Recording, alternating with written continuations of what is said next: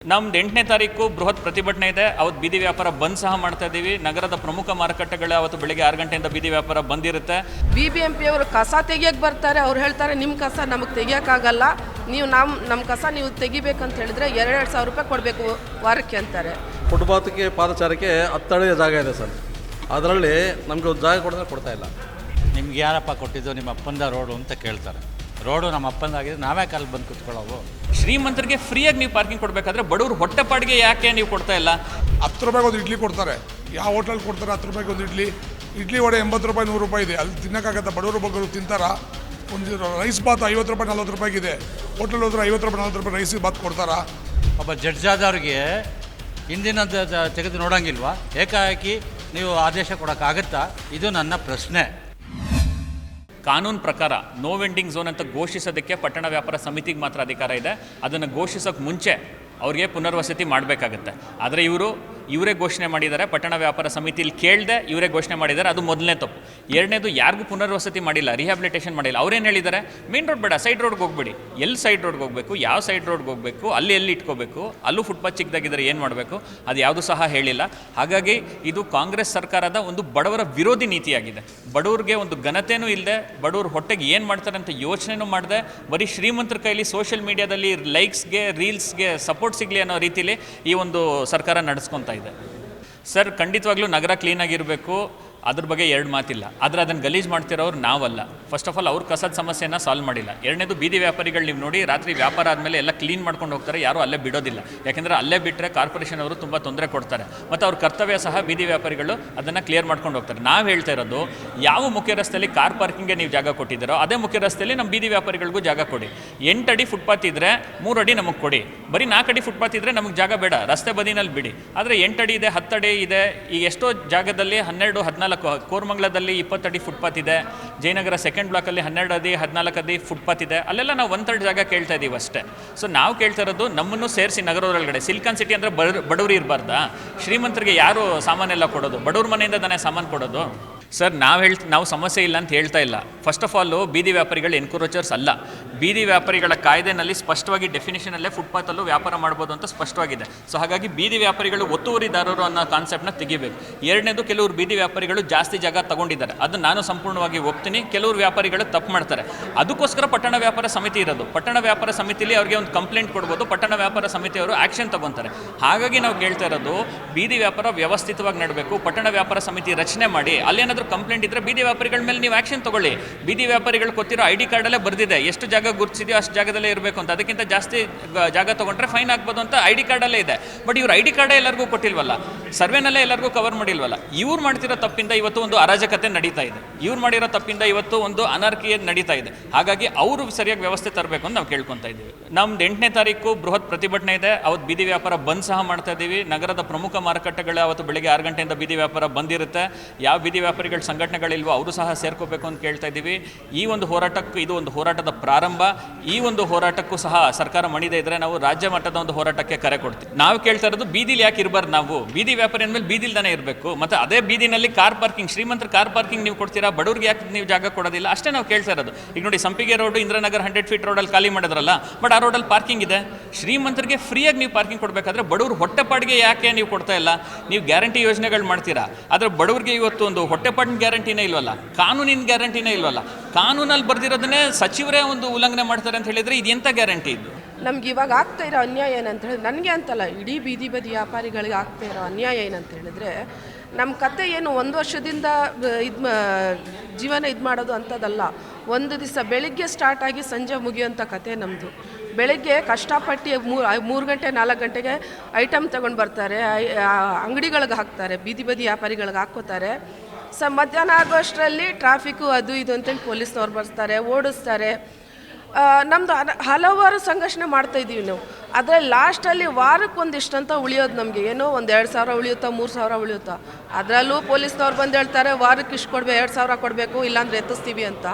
ಅದಾದಮೇಲೆ BBMP ಅವರು ಕಸ ತೆಗಿಯಕ್ಕೆ ಬರ್ತಾರೆ. ಅವ್ರು ಹೇಳ್ತಾರೆ ನಿಮ್ಮ ಕಸ ನಮಗೆ ತೆಗಿಯೋಕ್ಕಾಗಲ್ಲ, ನೀವು ನಮ್ಮ ಕಸ ನೀವು ತೆಗಿಬೇಕಂತ ಹೇಳಿದ್ರೆ 2,000 ರೂಪಾಯಿ ಕೊಡಬೇಕು ವಾರಕ್ಕೆ ಅಂತಾರೆ. ಈ ಥರ ಮಾಡಿ ಅವ್ರು ಬಿಟ್ಟು ಹೋಗ್ತಾರೆ. ಈ ಅಧಿಕಾರಿಗಳೆಲ್ಲ ಏನು ಮಾಡ್ತಾರೆ, ನಾವು ಬದಿ ವ್ಯಾಪಾರಿಗಳೇ ಗಲೀಜು ಮಾಡ್ತೀವಿ ಅಂತ ನಮ್ಮ ಹೆಸರು ಇದು ಮಾಡ್ತಾ ಇದ್ದಾರೆ. ನಾವು ದಯವಿಟ್ಟು ಆ ಥರ ಮಾಡ್ತಾ ಇಲ್ಲ ಸರ್. ನಿಮ್ಗೆ ಎಷ್ಟು ಅಧಿಕಾರ ಇದೆಯೋ ನಡೆಯೋಕ್ಕೆ, ನಾವು ಹೇಳ್ತಾ ಇದೀವಲ್ಲ, ನಿಮ್ಮ ಅಧಿಕಾರ ನಾವು ತಗೋತಿಲ್ಲ. ಪಾದಚಾರಿಗಳಿಗೆ ಎಷ್ಟು ಹಕ್ಕು ಇದೆಯೋ ಅಷ್ಟಿದೆ, ಅಷ್ಟೇ ಹಕ್ಕು ನಮಗೂ ಕೊಡಿ. ನಾವು ಒಂದು ಸೈಡಲ್ಲಿ ವ್ಯಾಪಾರ ಮಾಡ್ಕೋತೀವಿ. ನೀವು ಹೇಗೆ ತೆರಿಗೆ ಕಟ್ತೀರಾ ನಾವು ಹಾಗೆ ತೆರಿಗೆ ಕಟ್ತೀವಿ. ನಮಗಂತೂ ಏನು ಫ್ರೀ ಇಡಕ್ಕೆ ಕೊಟ್ಟಿಲ್ಲ. ನಮಗೆ ಮತ ಹಾಕೋ ಟೈಮ್ಗೆ, ಓಟ್ ಹಾಕೋ ಟೈಮ್ಗೆ ಹುಡ್ಕೊಂಡು ಬರ್ತೀರಿ. ಆ ಟೈಮಿಗೆ ನಾವೇ ಬೇಕು. ದೊಡ್ಡವ್ರು ಯಾರು ಮನೆಯಿಂದ ಇಳಿದು ಬರಲ್ಲ. ನಾವು ಬಂದು ಹಾಕ್ತೀವಲ್ವ. ಯಾಕೆ ಹಾಕ್ತೀವಿ? ಯಾಕಂದರೆ ನಮ್ಮ ಜನ ನಾಳೆ ನಮಗೆ ಕಾಪಾಡ್ತಾರೆ ಅನ್ನೋದು ಒಂದು ಭರೋಸೆ ಇಟ್ಕೊಂಡು ಬರ್ತೀವಿ. ಆದರೆ ನಮಗೆ ಈ ಭರೋಸೆ ಇವಾಗ ಸಿಗ್ತಾ ಇಲ್ಲ. ದಯವಿಟ್ಟು ನಮ್ಮನ್ನ ಬದುಕಕ್ಕೆ ಕೊಡಿ. ನಾವು ತುಂಬ ನೊಂದಿದ್ದೀವಿ. ನಮ್ಮ ಮಕ್ಕಳು ಇವತ್ತು ಸ್ಕೂಲಿಗೆ ಹೋಗ್ತಾರೆ, ಸ್ಕೂಲಲ್ಲಿ ಮೇಡಮ್ಗಳು ಆಚೆ ನಿಲ್ಲಿಸ್ತಾರೆ. ಯಾಕೆ ಹೇಳಿ? ಅವ್ರು ಫೀಸ್ ಕಟ್ಟಿಲ್ಲ. ಎಷ್ಟೋ ಜನ ಮಕ್ಕಳು ಎಕ್ಸಾಮ್ ಈ ಸರಿ ನಿಂತಿಲ್ಲ. ಸ್ಕೂಲಲ್ಲಿ ಹೇಳ್ತಾರೆ ಫೀಸ್ ತಂದಿಲ್ಲ, ಹೋಗಮ್ಮ ಫೀಸ್ ತೊಗೊಂಡು ಬಾ, ಅದ್ರ ಮೇಲೆ ನಿಲ್ಲು, ಇಲ್ಲಾಂದ್ರೆ ಹೊರಗಡೆ ನಿಲ್ಲು ಅಂತ. ವಯಸ್ಸಿಗೆ ಬಂದಿನ ಮಕ್ಕಳು ಫೀಸ್ ಕಟ್ತಾರೆ, ಹೊರಗಡೆ ನಿಂತರೆ ಅವ್ರು ಏನು ಹೇಳ್ತಾರೆ ಹೇಳಿ? ಮಕ್ಕಳು ಹೇಳ್ತಾರೆ ಹುಡ್ಸಕ್ಕೆ ಸಾಕಕ್ಕೆ ಯೋಗ್ಯತೆ ಇಲ್ಲಾಂದ್ರೆ ಯಾಕೆ ಹುಟ್ಟಿಸ್ತೀರಾ ಅಂತ ಮಾತು ಕೇಳಬೇಕಾ ನಾವು ಟೀಚರ್ಸ್ಗಳ ಹತ್ರ? 100% ಶುದ್ಧ ಶ್ರೀಗಂಧ ಎಣ್ಣೆಯಿಂದ ತಯಾರಾಗಿದೆ.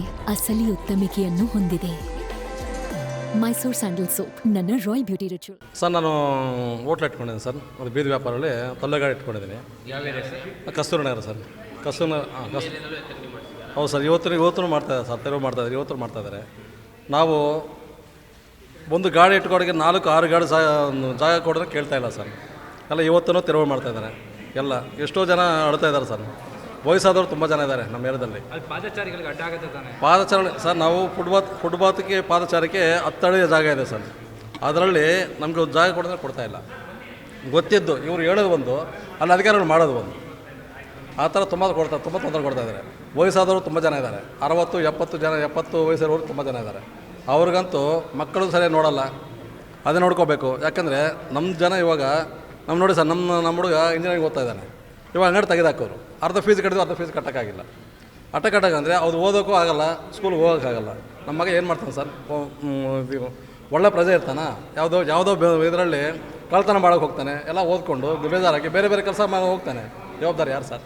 ಜವಾಬ್ದಾರಿ ನಾವಲ್ಲ ಸರ್. ಅದು ಒಂದು ನಮ್ಮ ಸರ್ಕಾರ ಜವಾಬ್ದಾರಿ ಗೊತ್ತಾಗಬೇಕು. ಯಾಕಂದರೆ ಅರ್ಧ ಓದಿಸ್ಬಿಟ್ಟು ಫೀಸ್ ಕಟ್ಟಲ್ಲ, ನನ್ನ ಕೈ ಫೀಸ್ ಕಟ್ಟೋಕ್ಕಾಗಲ್ಲ. ಅವ್ರು ನಾನು ಅಂಗಡಿ ಮಾತ್ರ ಜೀವನ ಮಾಡೋಕ್ಕಾಗತ್ತೆ. ಅಂಗಡಿ ಹಾಕಿದ್ರೆ ನಾನು ಏನು ಮಾಡೋಕ್ಕಾಗತ್ತೆ ಸರ್? ಕಳ್ತನ ಮಾಡಬೇಕು. ನಾನು ಅದ್ರ ಬಗ್ಗೆ ಏನು ಮಾಡಬೇಕು? ದರೋಡ ಮಾಡಬೇಕು, ಕಳ್ತನ ಮಾಡಬೇಕು. ಅದು ನಮ್ಮ ಕೈಲಿ ಆಗಲ್ಲ ಸರ್. ನಮ್ಗೆ ಗೊತ್ತಿರೋದು ಬೀದಿ ವ್ಯಾಪಾರ. ಅದು ಮಾಡಿದ್ರೆ ಮಾತ್ರ ಜೀವನ ಮಾಡ್ತೀವಿ. ಹೋಟ್ಲಲ್ಲಿ 2 ಇಡ್ಲಿ 80 ರೂಪಾಯಿ ಸರ್. 40 ರೂಪಾಯಿ, 25-40 ರೂಪಾಯಿ ತೊಗೊತಾರೆ. ನಾವು ಬಂದ್ಬಿಟ್ಟು 20 ರೂಪಾಯಿ ಕೊಡ್ತೀವಿ. 2 ಇಡ್ಲಿ 20 ರೂಪಾಯಿ ಕೊಡ್ತೀವಿ. ಎಷ್ಟೋ ಜನ ಸಾಫ್ಟ್ವೇರ್ ಹುಡುಗರು, ಆಮೇಲೆ ದೊಡ್ಡ ಇದು ಆಫೀಸಲ್ಲಿ ಕೆಲಸ ಮಾಡೋರು, ಡಬಲ್ ಡಿಗ್ರಿ ಮಾಡೋರು 20,000 ಸಂಬಳ ಕೊಡ್ತಾರೆ ಅವ್ರಿಗೆ. ಆ 20 ಸಂಬಳ ಕೊಟ್ಟರೆ ಎಷ್ಟೋ ಜನ ನಮ್ಗೆ ಕೇಳ್ತಾರೆ, ಸರ್ ನಿಮ್ಮ ಹೋಟ್ಲಿಂದ ನಾವು ಎಷ್ಟೋ ಜನ ಇದು ಮಾಡ್ತಾಯಿದ್ವಿ, ಪೀಜಲ್ಲಿದ್ದೀವಿ. ಆದರೆ ನಿಮ್ಮ ಹೋಟ್ಲಲ್ಲಿ ಊಟ ಮಾಡಿ ನಾವು ಮಾಡೋಕ್ಕಾಗಲ್ಲ. ನಿಮ್ಮ ಹೋಟ್ಲ್ ತಿಂದು ತುಂಬ ಖುಷಿ ಆಗುತ್ತೆ ಸರ್. ನಮಗೂ 100 ರೂಪಾಯಿ ತಿಂದರೆ, 50 ರೂಪಾಯಿ 60 ರೂಪಾಯಿ ತಿಂದರೆ ಹೊಟ್ಟೆ ತುಂಬುತ್ತೆ ನಮಗೆ. ಹೋಟ್ಲ್ ತಿನ್ನೋಕ್ಕಾಗಲ್ಲ ಸರ್ ಅಂತ ಎಷ್ಟೋ ಜನ ಹೇಳ್ತಾರೆ. ಅದರಿಂದ ನಾವು ಎಲ್ಲ ಅವ್ರಿಗೆ ನಾವು ಒಳ್ಳೆದೇ ಮಾಡ್ತಾಯಿದ್ದೀವಿ ಬಿಟ್ಟರೆ ಪಾದಚಾರಿಗಾಗಲಿ ಆಮೇಲೆ ವಯಸ್ಸಾದ ಯಾರಿಗಾರು ಒಳ್ಳೆದನ್ನ ಕೆಟ್ಟ ಮಾಡ್ತಾಯಿಲ್ಲ ಸರ್ ಬೀದಿ ವ್ಯಾಪಾರವು. ದಯವಿಟ್ಟು ಕೃಷ್ಣ ಬರೋಡುಗರು ಗೊತ್ತಾಗಬೇಕು, ಕಳ್ಕೋಬೇಕು. ದಾಸಹಳ್ಳಿ ವಲಯದಲ್ಲಿ ಪೀಣ್ಯ ಸೆಕೆಂಡ್ ಸ್ಟೇಜ್ ಅಂತ ಒಂದು ಇದಿದೆ. ಅಲ್ಲಿ ಸುಮಾರು ಆಲ ಎತ್ಸಿ 20 ದಿವಸ ಆಯಿತು. ಕೇಳಿದ್ದಕ್ಕೆ ನಿಮ್ಗೆ ಯಾರಪ್ಪ ಕೊಟ್ಟಿದ್ದು? ನಿಮ್ಮ ಅಪ್ಪಂದ ರೋಡು ಅಂತ ಕೇಳ್ತಾರೆ. ರೋಡು ನಮ್ಮ ಅಪ್ಪಂದಾಗಿದ್ರೆ ನಾವೇ ಕಾಲು ಬಂದು ಕೂತ್ಕೊಳ್ಳೋವು. ಇವತ್ತು ದೊಡ್ಡವ್ರು ಏನು ಮಾಡ್ತಾರೆ, 5 ಲಕ್ಷ 6 ಲಕ್ಷ ಕೊಟ್ಟು ಮೆಡಿಕಲ್ ಸೀಟ್ ತೊಗೋತಾರೆ. ನಮ್ಮ ಬೀದಿ ವ್ಯಾಪಾರಿಗಳು ತೊಗೊಳಕ್ಕಾಗತ್ತೆ ಸರ್? ಅಂಥ ಕೆಲಸ ಮಾಡಿ ಸರ್ಕಾರದಲ್ಲಿ ಬಡವರು ಮೇಲೆ ದಯವಿಟ್ಟು ದೌರ್ಜನ್ಯ ಮಾಡಬೇಡಿ. ಇದು ದೌರ್ಜನ್ಯ, ಬೀದಿ ವ್ಯಾಪಾರಿಗಳ ಮೇಲೆ ದೌರ್ಜನ್ಯ. ಕಾನೂನಲ್ಲಿ ಏನಿದೆ, ಫುಟ್ಪಾತು 30 ಅಡಿ ರೋಡಲ್ಲಿ 4 ಅಡಿ × 6 ಸರ್ಕಾರ ಘೋಷಣೆ ಮಾಡಿದೆ. ಈ ಹಿಂದೆ ಸರ್ಕಾರದಲ್ಲಿ ಸುಪ್ರೀಂ ಕೋರ್ಟ್ ಆದೇಶ ಅಂತ ನೀವು ಹೇಳ್ತೀರಾ, ಮೊದಲೇ ನಮಗೆ ಸುಪ್ರೀಂ ಕೋರ್ಟಿಂದ ಆದೇಶ ಬಂದಿತ್ತು. ಬೀದಿ ವ್ಯಾಪಾರಿಗಳ ಪರ್ಯಾಯ ಸ್ಥಳ ಮಾಡಿ ಅವ್ರನ್ನ ತೆರವುಗೊಳಿಸ್ಬೇಕಂತ. ನೀವು ಏಕಾಏಕಿ ದೌರ್ಜನ್ಯ ಇದು ಸರ್ಕಾರದ್ದು. ಅಥವಾ ಕೋರ್ಟಿಗೂ ಗೊತ್ತಿರ್ತದೆ, ಒಬ್ಬ ಜಡ್ಜಾದವ್ರಿಗೆ ಹಿಂದಿನ ತೆಗೆದು ನೋಡೋಂಗಿಲ್ವಾ? ಏಕಾಏಕಿ ನೀವು ಆದೇಶ ಕೊಡೋಕ್ಕಾಗತ್ತಾ? ಇದು ನನ್ನ ಪ್ರಶ್ನೆ. ಏನಪ್ಪ ಅಂದರೆ ಕೋರ್ಟಲ್ಲಿ ತೀರ್ಮಾನ ಆಗಿದೆ ಅಷ್ಟೇ ಅವ್ರಿಗೆ. ನಮಗಾಗಿರೋದು ಅಲ್ಲಿಗೆ ನಿಮ್ಮದು ಮಾತ್ರ ನಾವು ತಲೆಬಾಗಬೇಕು. ನಮ್ಮದಕ್ಕೆ ನೀವು ತಲೆಬಾಗಂಗಿಲ್ವಾ? ಬಡವರಿಗೊಂದು ನ್ಯಾಯ, ಶ್ರೀಮಂತರಿಗೊಂದು ನ್ಯಾಯ ಇದೆಯಾ ಸರ್ಕಾರದಲ್ಲಿ? ನಾನು ರೈತಗಳಿಗೂ ಕೂಡ ಹೇಳ್ತೀನಿ, ರೈತರು ಬೆಳೆದಂಥದ್ದನ್ನು ನಾವು ತಂದು ನಿಮಗೆ ಕೊಡ್ತಾಯಿದ್ದೀವಿ. ದಯವಿಟ್ಟು ರೈತ ಬಾಂಧವರಲ್ಲಿ 8ನೇ ತಾರೀಕು ಯಾರು ಹೆಚ್ಚಾಗಿ ತರಕಾರಿ ಕೀಳೋದಾಗಲಿ ಹೂ ಕೀಳೋದಾಗಲಿ ಮಾಡಬೇಡಿ. ಯಾಕೆಂದರೆ ನಿಮಗೆ ಲಾಸ್ ಆಗುತ್ತೆ. ನಾವು ರೈತರಿಗೂ ಪರವಾಗಿ ಇರ್ತೀವಿ, ನಮ್ಮ ಬೀದಿ ವ್ಯಾಪಾರಿಗಳು ಸಾರ್ವಜನಿಕರಿಗೂ ಪರವಾಗಿರ್ತೀವಿ. ನಾವು ಅವ್ರನ್ನ ಹೋಗಬೇಡಿ ಅಂತ ಹೇಳಿಲ್ಲ. ನಮಗಾದ ಒಂದು 4 ಅಡಿ 20 ಅಡಿ ಫುಟ್ಪಾತ್ ಇದೆ, ಬಿಡಿ 4 ಅಡಿ ಬಿಡಿ, ಇನ್ನು 14 ಅಡಿ ಕೊಡಿ ಅವರಿಗೆ, ಬೇಡ ಅಂತ ಹೇಳಲ್ಲ. ನಾವು ಅವ್ರ ಪರವಾಗಿ ಇರ್ತೀವಿ. ಯಾಕೆಂದರೆ ಅವ್ರನ್ನ ಬೇಡಕ್ಕೆ ಬೇಡ ಅಂತ ನಾವೆಲ್ಲೂ ಹೇಳಿಲ್ವಲ್ಲ. ನಿಮಗೆ 1 ತಿಂಗಳು ನೋಟಿಸ್ ಕೊಡೋಕ್ಕಾಗಿಲ್ವಾ? ಇಡೀ 2777 ಜನ TVC ಮೆಂಬರ್ಗಳು ಎಲ್ಲೇ ಒಂದೇ ಒಂದು ದಿವಸ ನೀವು ಸರ್ಕಾರದಿಂದ ಮೀಟಿಂಗ್ ಕರೆದಿಲ್ಲ. ಸರ್ಕಾರದಿಂದ ಮೀಟಿಂಗ್ ಕರಿಬೇಕು, ಅಲ್ಲಿ ಅಪ್ರೂವಲ್ ಆಗಬೇಕು. ಇಡೀ ನಮ್ಮ ಬೆಂಗಳೂರು ಒಂದೇ ಅಲ್ಲ, ಮಂಗಳೂರಲ್ಲಿ ಎತ್ತಾ ಇದ್ದಾರೆ, ಹಾಸನದಲ್ಲಿ ಎತ್ತಾ ಇದ್ದಾರೆ, ಪ್ರತಿಯೊಂದು ಜಿಲ್ಲೆ ಒಳಗೂ ಎಲ್ಲಿ BBMP ಕಾರ್ಪೊರೇಷನ್ ಇದೆಯೋ ಅಲ್ಲಿ ಪ್ರತಿಯೊಂದು ತೆರವಾಗ್ತಾ ಇದೆ. ಅವರು ಕೂಡ ಎಲ್ಲ ದಯವಿಟ್ಟು ನಾನು ಹೇಳ್ತಾ ಇರೋದೇನಪ್ಪ ಅಂದರೆ, ಸರ್ಕಾರಕ್ಕೆ ಮನವಿನೂ ಕೊಟ್ಟಿದ್ದೀವಿ.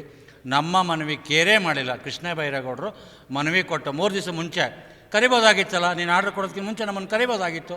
ನೋಡ್ರಪ್ಪ ಏನು ಮಾಡಬೇಕು ಅಂತ ಕೇಳ್ಬೋದಾಗಿತ್ತು. ತರಾತುರಿನಲ್ಲಿ ಮೀಟಿಂಗ್ ಕರಿತೀರಾ, ಅಧಿಕಾರಿಗೆ ಧಮಕಿ ಹಾಕ್ತೀರಾ.